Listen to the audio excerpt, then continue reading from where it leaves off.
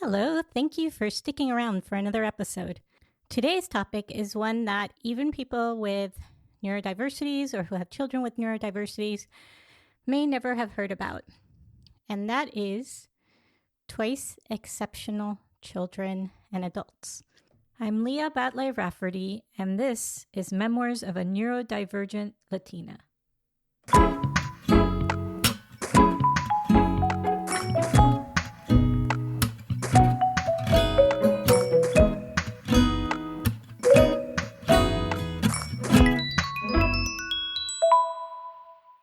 So, what does twice exceptional mean? Twice exceptional is a term given for people who are both academically gifted as defined in many states and who are special needs. Now, I know that there's a lot of controversy around academic giftedness, around gifted programs, that many states do gifted, some states don't, that in some states gifted has turned into a kind of elite competition to see whose children can get into gifted, which also means that underrepresented children do not get an opportunity. So I know there's a lot of controversy around this. And my focus is not on the gifted programs themselves. My focus is on the intelligence tests that are used for gifted. And I'm only going to talk about them briefly, and only because they are one first diagnostic tool that can be used to determine if some child is 2E. I'm going to start this with the same disclaimer I start a lot of these conversations. I am not currently a licensed therapist. I'm not a licensed counselor. And while in my 20s, I was licensed to be able to give intelligence tests, it has been almost 25 years since I have touched one. So some of what you're hearing here is my previous knowledge. Some of what you're hearing here is information that I garnered as I dealt with my own 2E children. And some of it is personal information about me. So let's start with the intelligence type tests, the WISCs and things like that. Whether or not you believe that they test intelligence, they do have a really nice bell curve. So for those of you who don't know how a bell curve works, you have a central point that is your median for the bell curve. And in this case, for intelligence tests, it's usually 100. And then you have standard deviations, which in things like the WISC, which is the one that a lot of people take, is a 15-point difference. So one standard deviation on either side of the central point gives you, I'm going to ballpark it here because I don't remember the exact percentages, but it's around 70% of all values fall between that range. So the reason that people put academic giftedness at 130 in a lot of places, or even 132, which is a little interesting to me, but I think it takes into account the error rate. I think it takes into account the small margin of error that you can have. But either way, the reason it's at 130 to 132 is because that is 2 standard deviations from the mean, which means that values above that are exceedingly rare, maybe in, a very low percentage, single digits. Okay. So why could this be used as a diagnostic tool for twice exceptional children or adults? Because the test is done in sort of categories. There's several different categories in the test. And in one category, you might get a much higher score than in another. And, within a certain amount of wiggle room, that is totally understandable. However, when there is a standard deviation, so about 15 to 17 points, between one of these subtests, subgroups, if you will, it's not really a test, it's a group of tests, between one of these subgroups and the other of the subgroups, that could, and I'm emphasizing could, point to a child that has some kind of learning disability in a particular category, or a child who has some kind of processing issue, or a child who might have some kind of verbal issue. There's a lot that can be looked into and a lot of research that can be done on this. And, my information's a little bit out of date, maybe 4 years, maybe 5. My youngest just graduated college, so, I'm a little behind on IEPs at this point, but I used to think about them, breathe them, work on them all the time. That standard deviation of difference can be really, really obvious if, once again, we take this intelligence test as some kind of rubric for how well people present in a classroom, which it might or might not, but let's make it theoretical so that I can show you what I'm trying to say. Let's say a child has a 115 in one category and a 100 in another category. That difference may actually be really clear in a classroom. A teacher may discover that a child may be unable to cover up the difficulty they're having in a particular category. And so they are brought in to get tested for more thorough testing and may or may not end up with an IEP or a 504.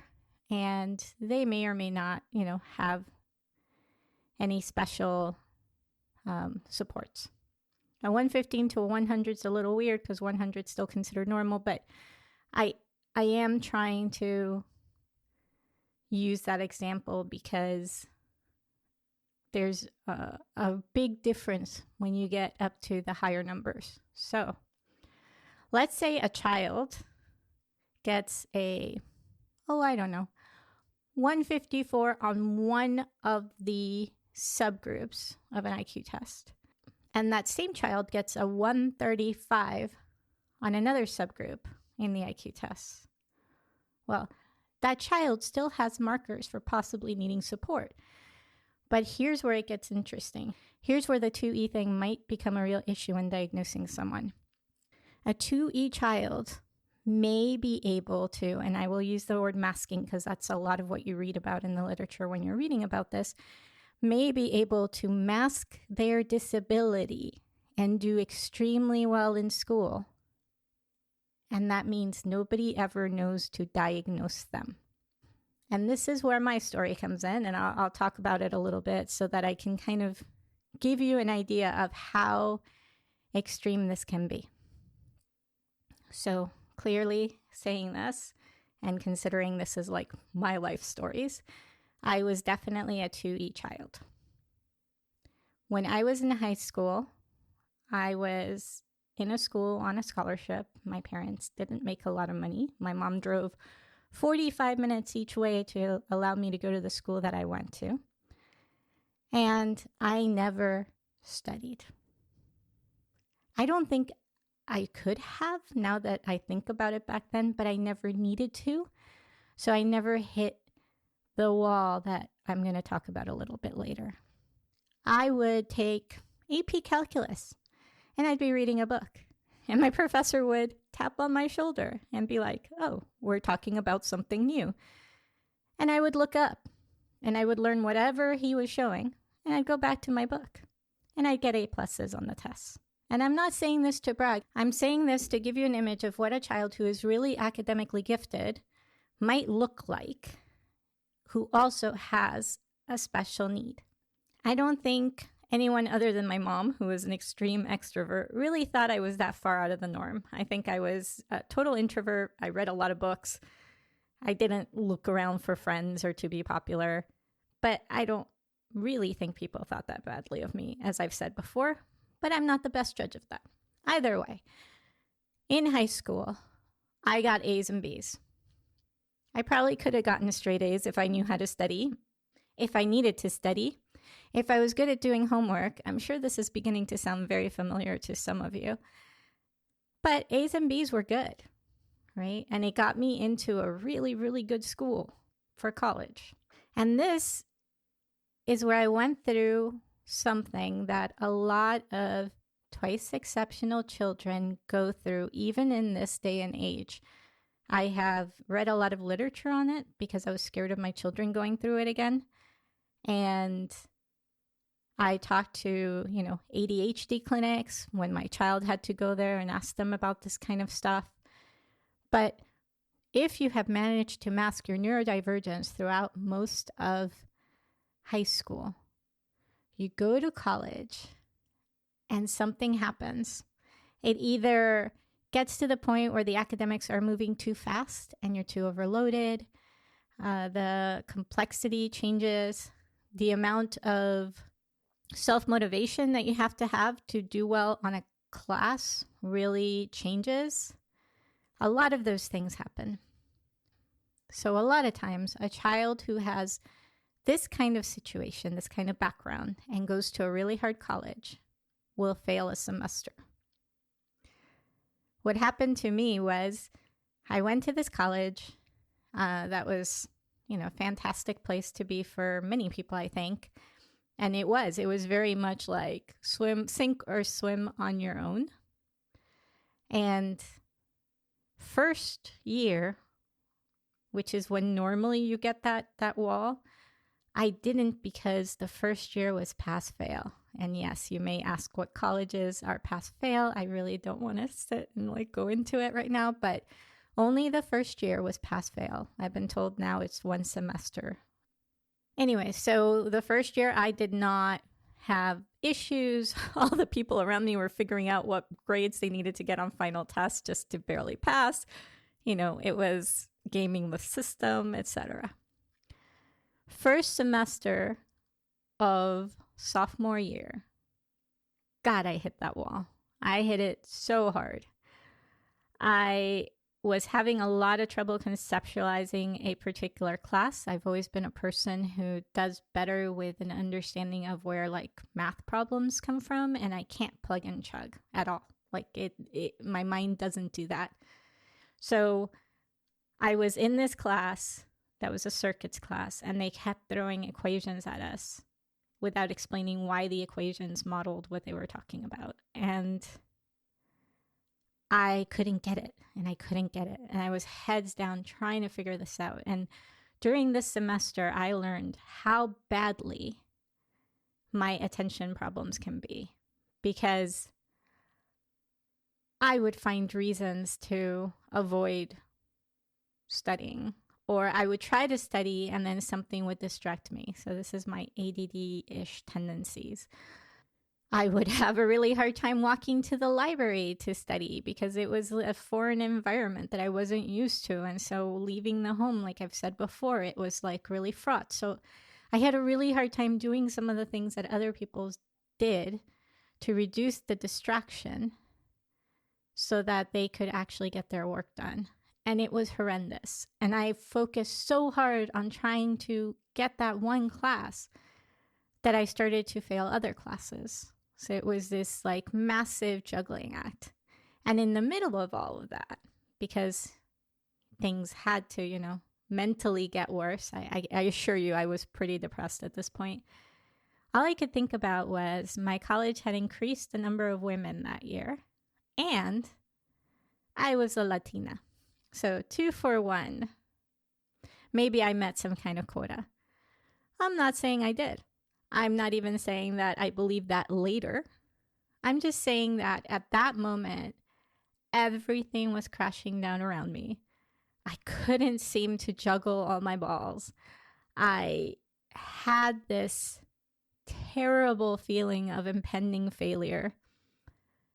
And I just crashed and burned. I went home. I spent, I want to say 2 weeks in bed, staring at the ceiling, sometimes getting up to eat. And then, I don't know, about at the 2-week mark, I looked around and I realized that nothing had changed. So the world hadn't ended. The ceiling hadn't fallen on me. My parents were still talking to me. My friends didn't seem to care one way or another. And that took a lot of pressure off of me because I realized that failure didn't condemn me to losing everything. I came back to school. I was on academic probation. I had to learn more about studying figure it out for myself. But the failure, the part that was the fear of failure, finally had lifted. And that left me a lot more room to feel like I could experiment with how I could learn this information. So that is an example of a 2E child crashing. When my children were younger, I was very paranoid about them having this happen to them when they were outside of their support network. I found it so hard for me. It was so devastating to spend that semester not knowing what to do. The school, like I said, that I was in was very sink or swim. There wasn't a lot of hand-holding or a lot of support unless you absolutely knew how to reach out for it. And I didn't want my children to go through that. So one of the things that I did with them was push with the school to put them in classes where I knew they would have to work somewhat hard to get through the classes. And it was a challenge, right? Because most schools do not want to put special needs children in advanced courses. It's hard to get them to understand that supporting the child's strength is as important as propping up their weaknesses. So I fought really hard, ended up putting my children in classes at times that were extremely difficult. And they had those moments. They had the wall moments, except they had them when their special education teachers were around them, when their parents were at home to help them through it, when the teachers kind of knew what was going on and could talk to me about supporting them. So I made sure that the crash happened with my children at a much earlier age, because it is possibly one of the scariest things that I think can happen to a young adult, newly away from home, having to learn a new environment, which, if you have autism, which I didn't even know at the time, right, means that you have been taken away from your stability, and now you have to adapt. And we adapt a lot slower than others. And we don't get that time to adapt, really. It just happens overnight. I think that this crash can happen at different points in time. I think that it's really, really hard to diagnose some of us that are that quick to internalize information. I think that if I had gone to a much easier school, like one of my backup schools, maybe I wouldn't have hit the crash until I was in the workforce. And I think about that a lot. Like, how many of the people who had previously been diagnosed with Asperger's, who still consider themselves, Aspies, or however they prefer to call themselves, how many of them hit that wall not in college, but when they hit the workforce, where the repercussions are even harder to face, because now it's happening in a place that determines whether you have your income or not. So I think the whole purpose of this particular discussion is to introduce you to the term 2E, to let you know how that really affects somebody who has a neurodivergence and who is also really, really good at certain kind of hard science stuff. And to let you know that people get past it. We can end up doing okay in the end. We can end up succeeding in our careers. So if you are in that situation, if it did happen to you, maybe getting support, if it's still with you. I can imagine it's still with a lot of people. It's still with me. Every time I do something wrong at work, or I feel like I didn't get started on a project fast enough because I needed a moment to process, or I'm delaying something because it feels like it's going to be too hard. And of course, when I do it, it's not that hard at all. Every single time, my mind goes back to, you're so irresponsible. You couldn't do it. And every single time I have to walk that talk away from my brain and remind myself that no, that I have made it this far because I am not irresponsible. I just have a different way of working and thinking. And sometimes it's harder for me than others. But that's all left over from college and from several instances that happened during that time, including that one semester. So, as always, if this has happened to you, you're okay. You'll get there. And I hope that if it's affecting you strongly, that you get the support you need to move past it, because we can move past it. Thank you for tuning in to Memoirs of a Neurodivergent Latina. This podcast was written, edited, and produced by me, Leah Batlle-Rafferty. All music is by Carlos Neda, and this podcast is part of Labrat Solutions, Inc.